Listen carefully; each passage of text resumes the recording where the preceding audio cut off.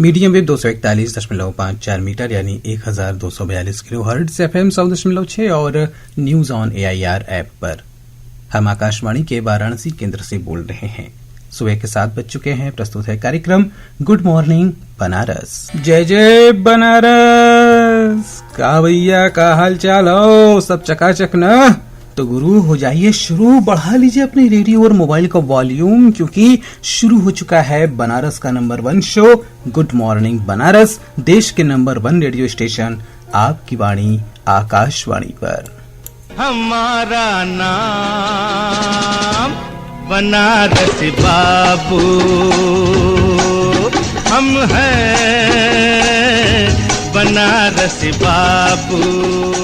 जी हाँ, आपके रेडियो मित्र आशुतोष यानी बनारसी बाबू के साथ मेरी ओर से आप सबको हैप्पी न्यू ईयर। अरे क्या हुआ भाई, क्या सोच रहे हैं आप लोग? मेरे समझ से आप लोगों को लग रहा होगा कि ये बनारसी बाबू हम लोगों को अप्रैल फूल बना रहे हैं, क्यों, है ना? तो भाई अगर आपके फूल बनने से किसी को खुशी मिलती है तो बन जाइए ना फूल। अब जरूरी थोड़े है कि आप अंग्रेजी वाला फूल ही बने, आप गुलाब का फूल बन सकते हैं, गेंदा, चंपा, चमेली के खुशबूदार फूल बन सकते हैं, या फिर संगम फिल्म की तरह गोभी का फूल भी बन सकते हैं। वैसे गुरु एक बात है कि ये जो फूल यानी मूर्ख लोग होते हैं ना, इनसे बच के ही रहें तो ही अच्छा है। अब आप पूछेंगे कि भाई मूर्ख होता कौन है, कैसे पहचानेंगे? तो आपको बता दें कि हमारे शास्त्रों में मूर्खों के भी लक्षण दिए गए हैं। लीजिए सुनिए। मूर्खस्य पंचचिह्नानि गर्वो दुर्वर्चनम तथा क्रोधश्च दृढ़वादश्च परवाक्येष्वनादरः, यानी कि बहुत गर्व या घमंड करना, दुर्वचन बोलना, क्रोध करना, हठ या जिद करना और दूसरों की बातों का अनादर करना, मूर्खों के ये 5 लक्षण बताए गए हैं। तो ऐसे लोगों से भैया बचकर रहें तो ही अच्छा है, क्योंकि वृंद कवि ने साफ साफ कह रखा है कि मूर्ख गुण समझे नहीं तौन गुनी में चूक, कहा भयो दिन को विभव देखे जो न उलूक। यानी कि यदि कोई मूर्ख व्यक्ति गुणों को नहीं समझता तो इसमें गुणी व्यक्ति का क्या दोष? ये तो वैसा ही है कि यदि उल्लू को दिन में दिखाई नहीं देता तो इसमें दिन का क्या दोष है, बताइए। तो ऐसे सत्यानाशी मूर्खों से सावधान रहें और बाबा की नगरी में हैं तो मस्त रहें, व्यस्त रहें और बनारसी रस के अभ्यस्त रहें। वैसे भैया सही बताएं, हम आप लोगों को हैप्पी न्यू ईयर बोल के मूर्ख नहीं बना रहे थे, क्योंकि आज है 1 अप्रैल और आज से शुरू हो रहा है न्यू फाइनेंशियल ईयर। आज के आर्थिक युग में कैलेंडर ईयर के जितना ही इम्पोर्टेंट हो चुका है ये फाइनेंशियल ईयर। तो इस नए फाइनेंशियल ईयर में क्या क्या हो रहे हैं बदलाव और क्या होगा उनका प्रभाव, बताने के लिए हमारे साथ जुड़ चुके हैं शहर बनारस के युवा चार्टर्ड अकाउंटेंट अमित कुमार गुप्ता जी। तो आइए सुनते हैं वे क्या बता रहे हैं। गुड मॉर्निंग बनारस सुनने वाले सभी श्रोताओं और बनारसी बाबू को मेरा नमस्कार।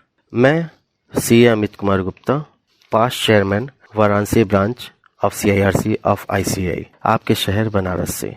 दोस्तों, जैसा कि आप सभी जानते हैं कि आज से नए वित्त वर्ष 2023-24 की शुरुआत हो रही है। तो सबसे पहले आप सभी को नए वित्त वर्ष की शुभकामनाएं। दोस्तों, 1 फरवरी 2023 को वित्त मंत्री श्रीमती निर्मला सीतारमण जी ने वर्ष 2023-24 के लिए फाइनेंस बजट की घोषणा की थी, जिसमें उन्होंने बहुत सारे बदलाव किए। जैसा कि आप सभी जानते हैं कि मौजूदा समय में 2 टैक्स स्लैब चल रहे हैं, ओल्ड टैक्स स्लैब रिजीम और new tax slab regime.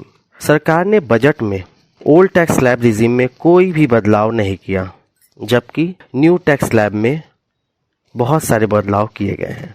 New tax slab में बेसिक एग्जेम्पशन लिमिट को 2.5 लाख से बढ़ाकर 3 लाख कर दिया गया है, और वो SSC जिनकी आय वित्त वर्ष 2023-24 में 7 लाख या उससे कम रहेगी, उन्हें कोई भी टैक्स देने की जरूरत नहीं होगी।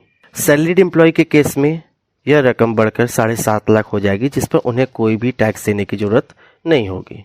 जिनकी आय 7 लाख या सैलरी के केस में 7.5 लाख से ऊपर होगी, उन्हें 3 लाख से 6 लाख पे 5% की दर से, 6 लाख से 9 लाख पे 10% की दर से, 9 लाख से 12 लाख पे 15% की दर से, 12 लाख से 15 लाख पर 20% की दर से और 15 लाख के ऊपर 30% की दर से टैक्स देना होगा।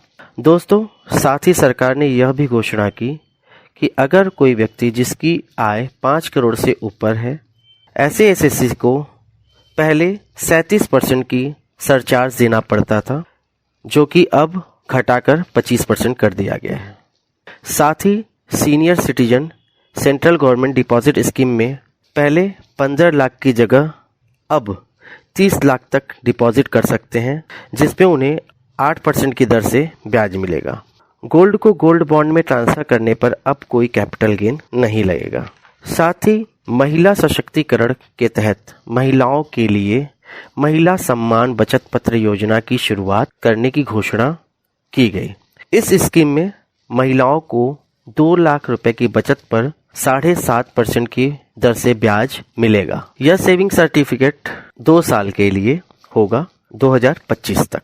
दोस्तों, एक और बात है, अभी सरकार ने दिया है कि आप सभी को अपना पैन और आधार लिंक करा लेना चाहिए। इसकी जो तिथि थी वो 31 मार्च तक ही थी, लेकिन अभी सरकार ने इसको बढ़ा करके 30 जून 2023 कर दिया है। तो आप सभी से आग्रह है कि जिनका भी पैन और आधार लिंक न हो, वो 1000 रुपए की फीस देकर अपना पैन और आधार लिंक करा लें, अदरवाइज आपका पैन डीएक्टिव कर दिया जाएगा। ये तो हो गई बदलाव की बातें। अब रिटर्न फाइल करते समय आपको क्या क्या सावधानियां बरतनी चाहिए, उसके बारे में कुछ बातें कर लेते हैं। सबसे पहला तो आयकर का निर्धारण सही तरीके से करें और टैक्स चोरी से बचे, क्योंकि सरकार आज टैक्स चोरी के खिलाफ बहुत ही सख्त है। किसी अधिकृत और विश्वसनीय व्यक्ति से ही अपना आयकर रिटर्न फाइल कराएं। रिटर्न फाइल करते वक्त अपने सभी बैंक अकाउंट का ब्यौरा दें। अपना सही मोबाइल नंबर और ईमेल आईडी अपने इनकम टैक्स रिटर्न में भरें। समय सीमा का ध्यान रखें। आयकर रिटर्न फाइल करने की अंतिम तिथि 31 जुलाई होती है, तो समय रहते अपना रिटर्न फाइल करा लें। यदि आप अपना रिटर्न खुद से फाइल कर रहे हैं तो उसका ई-वेरिफिकेशन भी करना ना भूलें। धन्यवाद। आप सभी को नए वर्ष की बहुत बहुत शुभकामनाएं और साथ ही ये नया वित्त वर्ष आप सभी के लिए बहुत ही उत्तम और लाभकारी हो। धन्यवाद। अभी आप सुन रहे थे सीए अमित कुमार गुप्ता जी को। हमसे जुड़ने के लिए आपका बहुत बहुत धन्यवाद सर। जैसा कि उन्होंने बताया कि अपने पैन को आधार से लिंक करा लें, तो आइए आपको वो प्रक्रिया बता देते हैं जिसके तहत आप अपने पैन को आधार से लिंक करा पाएंगे।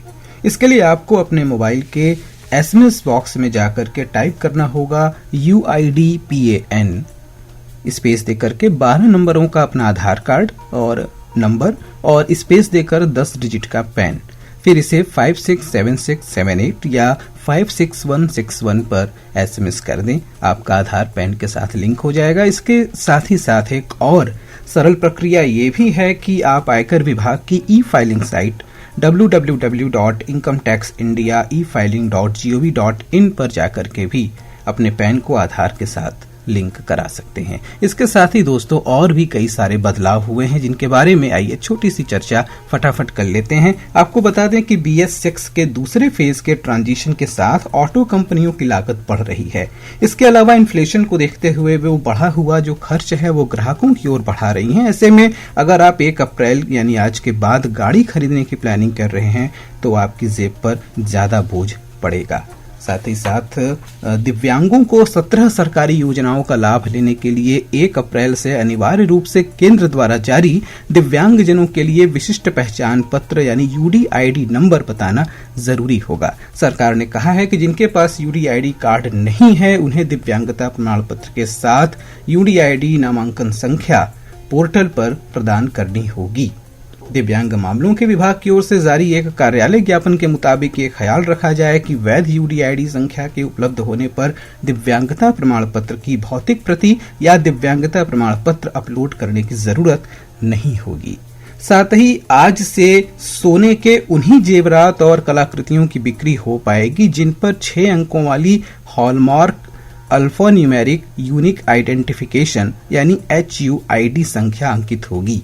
इसका मतलब है कि 31 मार्च के बाद बिना HUID के पुराने हॉलमार्क आभूषणों की बिक्री की अनुमति दुकानदारों को नहीं होगी। उपभोक्ता मामलों के मंत्रालय ने एक बयान में कहा कि उपभोक्ताओं के हितों को सुरक्षित रखने के लिए सभी पक्षकारों के साथ सलाह मशविरा के बाद इस संबंध में 18 जनवरी को फैसला किया गया था। 6 अंकों की HUID संख्या को 1 जुलाई 2021 से लगाया गया है। मंत्रालय ने यह भी स्पष्ट किया कि उपभोक्ताओं के पास मौजूद पुराने हॉलमार्क वाले आभूषण वैध रहेंगे। दोस्तों, एक और परिवर्तन आज से होने जा रहा है कि बजट 2023 में जो घोषणा हुई थी कि अगर आपके इंश्योरेंस का सालाना प्रीमियम 5 लाख से ज्यादा है तो उससे होने वाली कमाई पर आपको टैक्स देना पड़ेगा।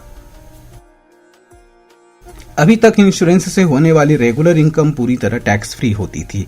इसका फायदा HNI यानी कि हाई नेटवर्थ इंडिविजुअल्स को मिलता था। इसके बाद इन HNI को इंश्योरेंस से होने वाली कमाई पर लिमिटेड लाभ ही मिलेगा। इसमें यूलिप प्लान को शामिल नहीं किया गया है। ये नियम भी 1 अप्रैल 2023 यानी आज से लागू होने जा रहा है।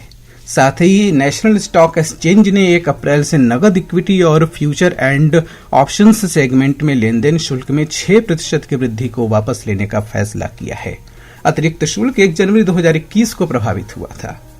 उस समय बाजार की कुछ अनिवार्यताओं को देखते हुए NSE investor protection fund trust ने कॉप्स को आंशिक रूप से बढ़ाने के लिए इसे लगाया था और जिसको कि बाद में वापस ले लिया गया। साथ ही साथ डीमैट अकाउंट्स यदि आपके पास है तो आपको यह सूचना जाननी चाहिए कि इसके संबंध में नॉमिनी की अंतिम तारीख 31 मार्च 2023 थी। अगर आपने इस डेडलाइन का नॉमिनेशन नहीं किया तो 1 अप्रैल यानी आज से ट्रेडिंग और डीमैट अकाउंट्स डेबिट के लिए फ्रीज हो जाएंगे। सेबी के नियमों के मुताबिक जिन लोगों के पास डीमैट और ट्रेडिंग अकाउंट है उनको 31 मार्च 2023 तक नॉमिनी का नाम दर्ज कराना अनिवार्य था। तो ये कुछ ऐसी जानकारियां थीं जो कि आज से यानी 1 अप्रैल से प्रभावी होने जा रही हैं। तो इन चीजों का आप ध्यान रखें और आइए अब करते हैं बातें गुजरे हुए कल की।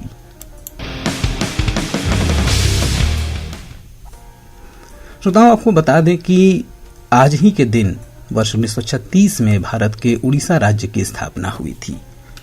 उड़ीसा भारत का एक प्रांत है जो भारत के पूर्वी तट पर बसा है। उत्तर भारत में झारखंड, उत्तर पूर्व में पश्चिम बंगाल, दक्षिण में आंध्र प्रदेश और पश्चिम में छत्तीसगढ़ से घिरा है और पूर्व में बंगाल की खाड़ी से। इसका स्थापना दिवस आज ही के दिन मनाया जाता है। साथ ही इसका पुराना नाम कलिंग या उत्कल था, जिसके नाम से इसे जाना जाता था। वर्ष 1973 में आज ही के दिन भारत के कार्बेट नेशनल पार्क में चीताओं को बचाने के लिए टाइगर बचाओ अभियान चलाया गया था। और आज है जन्मदिन भारतीय फ्री स्टाइल पहलवान वीरेंद्र सिंह, भारत के प्रसिद्ध जादूगर OP शर्मा, प्रसिद्ध वैज्ञानिक प्राण कृष्ण पारिजा, प्रगतिशील काव्यधारा के प्रमुख कवि और लेखक केदारनाथ अग्रवाल, भारत के 13वें उपराष्ट्रपति मोहम्मद हामिद अंसारी, प्रसिद्ध क्रिकेट खिलाड़ी अजीत वाडेकर और राष्ट्रीय स्वयंसेवक संघ के संस्थापक और क्रांतिकारी केशव बलिराम हेडगेवार का। साथ ही आज है पुण्यतिथि आधुनिक गुजराती साहित्य के कथाकार, कवि, चिंतक और इतिहासकार गोवर्धन राम माधव राम त्रिपाठी का। साथ ही हिंदी के प्रसिद्ध साहित्यकार कैलाश वाजपेयी का। इन सभी को हमारी ओर से सादर श्रद्धांजलि। और अब करते हैं बातें आजकल की।